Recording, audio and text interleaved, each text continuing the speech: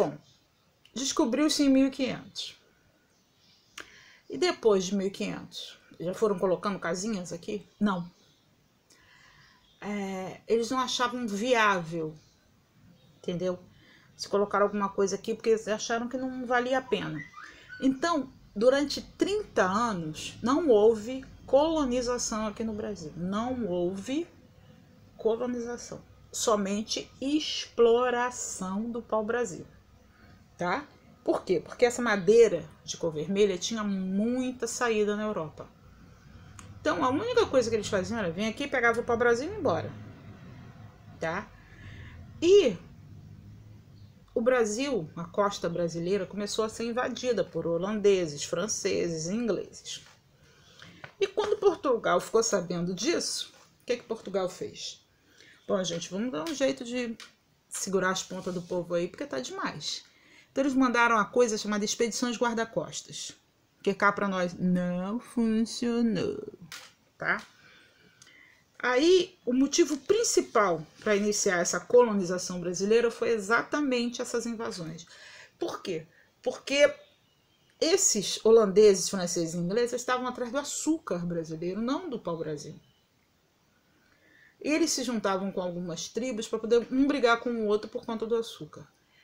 E Portugal inicia a colonização e inicia também o primeiro ciclo. Aliás, o segundo ciclo, porque o primeiro ciclo foi o ciclo do pau-brasil. O segundo ciclo que a gente tem é o ciclo da cana-de-açúcar. E com o início do ciclo da cana-de-açúcar se inicia também a escravidão africana no Brasil. Tá, agora vamos parar um pouco de dizer que todos os países escravizaram os negros. Se você for na história africana, acho que é até por isso que eles pararam de colocar, tiraram o estudo da história negra por causa disso. Se você for até os primórdios da história africana, do como se vivia na sociedade africana, você vai entender que não foram todos os países europeus que... mas os europeus, os brasileiros escravizaram os negros, tadinhos. Calma. Certo, eles foram escravizados, ninguém está dizendo que não. Mas eles já vinham da África como escravos, gente. Porque as tribos lá, uma que guerreava com a outra, a tribo que perdia se tornava escrava da tribo que ganhava. E como os europeus estavam passando por lá, pela costa da África, aquela coisa toda, e precisavam de gente, o que eles faziam? Eles iam lá e compravam do próprio negro que vendia o seu próprio irmão. Você tem histórias de um rei que era irmão de outro do lado de cá? Aldeias diferentes, mas eram parentes, primos, não sei o quê. Se esse aqui ganhasse desse, ele escravizava o primo dele. Pior ainda, se o europeu chegasse com uma cachaça, qualquer coisa que fosse, ele pegava o primo dele e entregava para a escravidão. Mas por quê? Porque o primo já era escravo lá.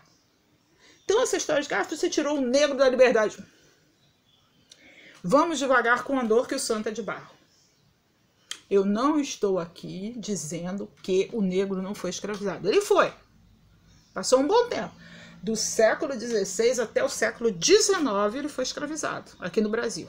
Claro, os outros países diminuíram isso, foram tirando a escravidão pouco a pouco, e a Inglaterra botando pressão para que a escravidão acabasse. Mas aqui só acabou em 1888. Então vamos lá. Eles já eram lá. A sociedade deles já aceitava esse tipo de coisa, tá? Então o que a gente tem que parar de fazer é escravizou. Ele já vinha de lá um escravizado. Se ele fosse comprado de uma tribo guerreira que ganhou uma guerra do outro, ele já era escravo daquela tribo guerreira que ganhou. Ele só passava de escravo da tribo guerreira para escravo de um barão do café ou barão do açúcar aqui no Brasil. Tá? Então vamos entender isso. Tá. Como o início da escravidão, início da colonização foi muito difícil, porque ninguém queria vir de Portugal para cá. Então qual foi a ideia do rei? Vou doar umas terras aqui pro pessoal. Então ele doou um monte de terra. Então o que ele faz nisso? Ele preenche com capitanias hereditárias. O que são as capitanias hereditárias? O nome já diz. Você é capitão e você herda essa terra do seu pai, que foi o rei que te deu. Então você teve 13 capitanias hereditárias aqui no Brasil. 13. Mas tinha um problema em Portugal. Ninguém queria vir para cá. Porque você tinha que tomar conta, você tinha que fazer com que ela prosperasse. E no final das contas, dessas 13, só 2 que prosperaram. Pernambuco e São Vicente. Por conta do gado e do açúcar. Entendeu? E você dá a terra pro cara, não dizia que você ia dar para ele também um jeito de mexer naquela terra. Eles não davam. Ficava por conta do donatário, ou seja, o dono da terra, tá? Na nossa próxima aula, a gente vai falar sobre o governo geral, que também não funcionou, tá? Até a próxima.